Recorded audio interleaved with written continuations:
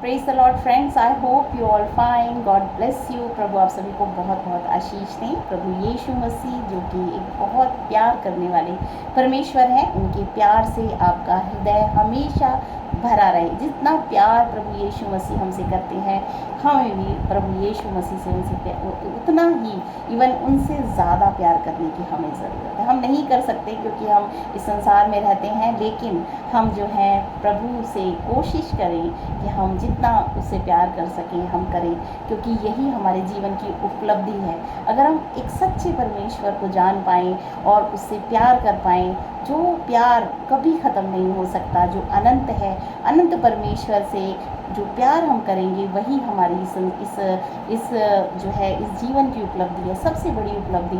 अगर प्रभु यीशु मसीह हमें जानते हैं तो वो कभी हमें अकेला नहीं छोड़ सकते।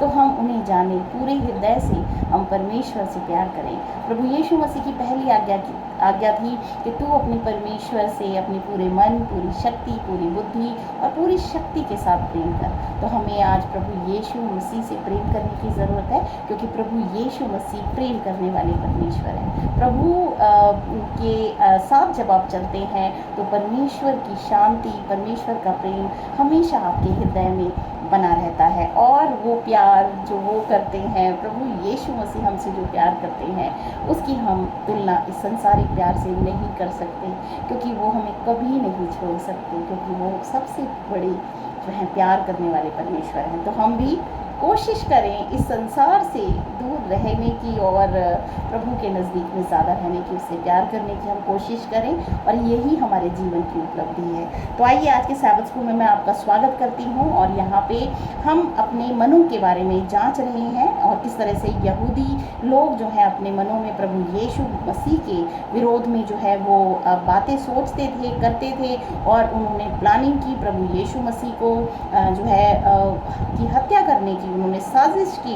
और वो साजिश जो है शुक्रवार को अंजाम दी गई, और सैबत के दिन के लिए जो है प्रभु जो यीशु मसीह के जो चेले थे, वो जो कार्य करते थे, खुद यीशु मसीह सैबत के दिन जो कार्य करते थे वो उनका विरोध करते थे। लेकिन उन्होंने जो कार्य किए वो एक बार भी नहीं सोचा कि हम ये जो कार्य करते हैं सैबत के दिन वो गलत कार्य करते हैं। प्रभु यीशु मसीह को प्लानिंग करके उन्होंने पकड़वाया, और यहूदा इस्करियोतियों को जो है वो 30 चांदी के सिक्के दे के उसको पकड़ लिया, और किस तरीके से उसको पेश किया गया, झूठे इल्ज़ामों में फंसाया गया। लेकिन वो भूल गए थे, क्योंकि वो सच को नहीं जानते थे, क्योंकि प्रभु यीशु मसीह तो क्रूस पर बलिदान होने के लिए ही आए थे। इसीलिए प्रभु यीशु मसीह ने इसको नहीं रोका, क्योंकि ये होना ही था, और मानवता के लिए, मानवता की भलाई के लिए प्रभु यीशु मसीह को अपने लहू को बहाने की ज़रूरत थी, जो कि उन्होंने क्रूस पर बहाया।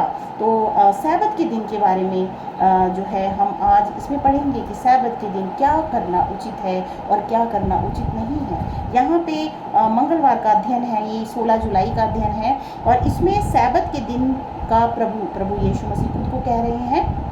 मरकुस अध्याय 2 उसकी 23 और 24 हम जब पढ़ते हैं, इसमें लिखा है, सैबत का प्रभु ऐसा हुआ कि वह सैबत के दिन खेतों में से होकर जा रहा था, और उसके चेले चलते हुए बाल तोड़ने लगे। तब फरीसियों ने उससे कहा, देख, ये सैबत के दिन वह काम क्यों करते हैं जो उचित नहीं। उसने उनसे कहा, क्या तुमने यह कभी नहीं पढ़ा कि जब दाऊद को आवश्यकता हुई और जब वह और उसके साथी भूखे थे, तब उसने क्या किया था। उसने कैसे अबियातार महायाजक के समय परमेश्वर के भवन में जाकर भेंट की रोटियां जो है भेंट की रोटियां भवन में जाकर भेंट की रोटियां खाई, जिनका खाना याजकों को छोड़ और किसी को उचित नहीं था, और अपने साथियों को भी दी।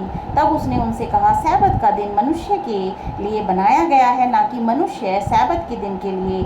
इसीलिए मनुष्य का पुत्र सैबत के दिन का भी स्वामी है। यहाँ पे हम देखते हैं प्रभु यीशु मसीह ने 6 दिन में समस्त सृष्टि की रचना करी, और 7वां दिन सैबत का दिन ठहराया, जो कि पूरी सृष्टि के लिए वो आशीष का दिन गिना गया।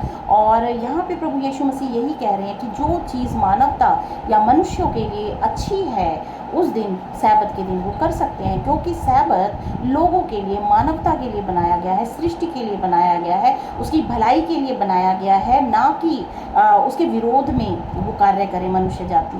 तो यहाँ पे फरीसियों ने चेलों पर सैबत का उल्लंघन करने का आरोप लगाया, और यहूदी परंपरा के अनुसार सैबत के 39 प्रकार के, सैबत के दिन जो है 39 प्रकार के जो श्रम थे वो जो थे निषिद्ध थे, मना किए गए थे, जिसमें फरीसियों के दिमाग में चेलों ने जो किया था वह भी शामिल था।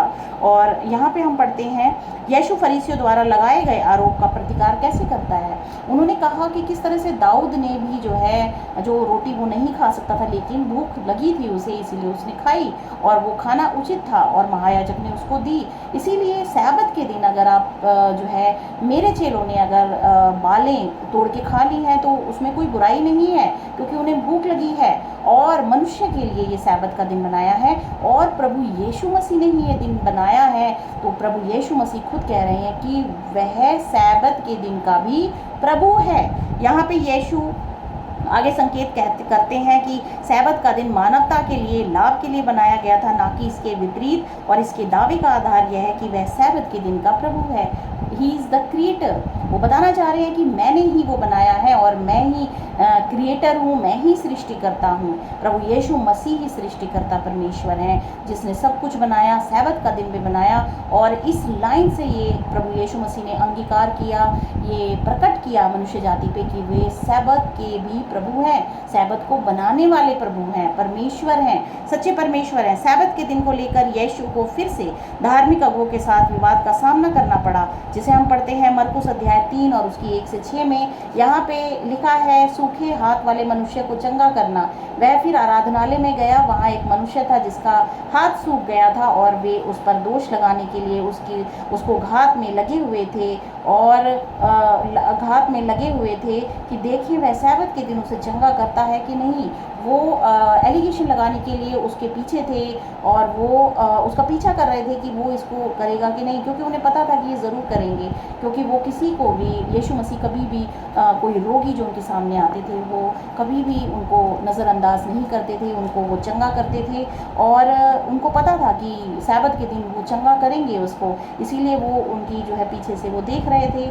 उसने सूखे हाथ वाले मनुष्य से कहा, बीच में खड़ा हो, और उसने उनसे कहा क्या सैबत के दिन भला करना उचित है या बुरा करना, प्राण को बचाना या मारना। पर वे चुप रहे। उसने उनके मन की कठोरता से उदास होकर उनको क्रोध से चारों ओर देखा, और उस मनुष्य से कहा, अपना हाथ बढ़ा। उसने बढ़ाया और उसका हाथ अच्छा हो गया। तब फरीसी बाहर जाकर तुरंत हेरोदियों के साथ उसके विरोध में सम्मति करने लगे कि उसे किस प्रकार नष्ट करे। यहाँ पे परमेश्वर प्रभु यीशु मसीह मन की कठोरता को देखकर हमेशा ही जो है निराश हो जाते हैं। प्रभु यीशु मसीह निराश हो जाते हैं जब मनुष्य के मन की कठोरता को वो देखते हैं कि मनुष्य जो कि अपने मन को नहीं फिराता, और इसीलिए वो दुख में जीता है। इसीलिए प्रभु यीशु मसीह ने कहा, मन फिराओ नहीं तो नाश हो जाओगे। लेकिन मनुष्य जाति